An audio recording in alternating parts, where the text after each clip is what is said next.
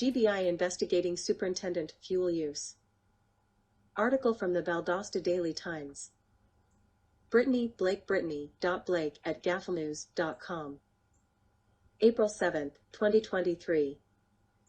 Valdosta, the Georgia Bureau of Investigation is investigating fuel usage by the Lowndes County Schools Superintendent. Nellie Miles, Director for Office of Public and Governmental Affairs, said, the GBI has been requested by the Lowndes County Sheriff's Office to begin an investigation into possible fuel thefts.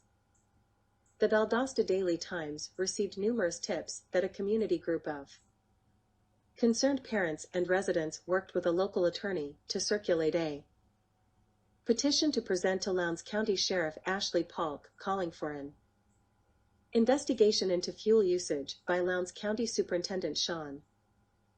HARALSON. Polk confirmed he received a signed petition and referred the matter to the GBI. Polk said, with my officers contracted to the school as resources officers, I felt it was best to turn it over to the GBI to avoid a conflict of interest. Miles said no additional details are available for release since there is an active investigation. The Valdosta Daily Times reported that public records show the board paid attorney Al Turner, Jr. a total of $3,832.50 to investigate the school superintendent's use of the county fueling station. The Board of Education launched the third-party investigation in January after allegations against Superintendent Sean Harrelson surfaced, hiring Turner to assist with investigating the superintendent pumping gasoline into his personal vehicle and an auxiliary tank at the school system's fueling station. After the investigation, Harrelson agreed to pay $2,800 to cover the cost of the gasoline. The school board took no disciplinary action. The memorandum agreement between Harrelson and the BOE indicated that the investigator and the board did not believe the superintendent intentionally took gas he was not entitled to. This is a developing story that will be updated.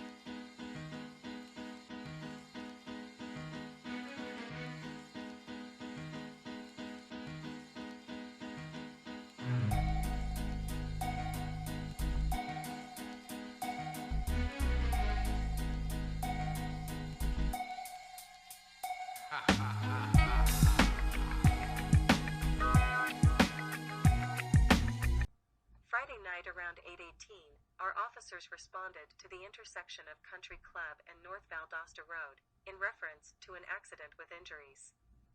When they arrived on the scene, the entire intersection was a mess with debris everywhere and one guy lying on the ground complaining of injuries. One of the drivers involved in the accident was Austin Fivash, the Lowndes County coroner. I have watched the body cameras from our officers involved. When our officers arrived on the scene, they spoke with Austin and his passenger, who were outside of their truck. Austin told the officer that he had hit his head and neck, and that he wanted EMS to check him out and he was going to have them transport him to the hospital. The passenger told the officer that he was all right. The officer that spoke with Austin and his passenger stated, on body cam, that he smelled alcohol coming from the passenger, but he did not smell any on Austin. Through investigation, our officers determined that Austin was at fault for failure to yield. While our officer was running Austin's information in his car, Austin was transported by ambulance to the hospital. Our officer went to issue Austin a citation. That is when he found out that Austin had been transported to the hospital. Our officer arrived at the hospital to issue him a ticket and they could not find him. When Austin arrived at the hospital, he did not stay to be treated, he walked out the front door. Our officers were looking for Austin and finally located him at 10:25 p.m., 2 hours later, at the bar Austin owns, the G.B.R on Baytree Road. Our officers on the scene did not know who Austin was, meaning that they did not know he was the coroner. It wasn't until the patrol officer that could not find him at the hospital and called his supervisor, that the supervisor recognized the name and knew who he was. I was called Friday night at 9:32 by our shift captain, who did not go to the accident scene, and told that Austin had left the scene and that he may have been drinking. I told them that if they found him and he was under the influence, that he needed to be arrested just like anyone else. When they found him 2 hours after the wreck, and he was at his bar, they can no longer investigate him for DUI. He was issued citations for failure to yield and no license on person. At no time on scene of the accident did any of our officers identify that Austin was under the influence of alcohol. On the accident, there were many first responders dealing with injuries, and at no time did anyone on scene indicate that Austin was under the influence. Leslie Manahan, Chief of Police, Valdosta Police Department, Georgia, 229-293-3101. Manahan@valdostacity.com, mail to manahan@valdostacity.com.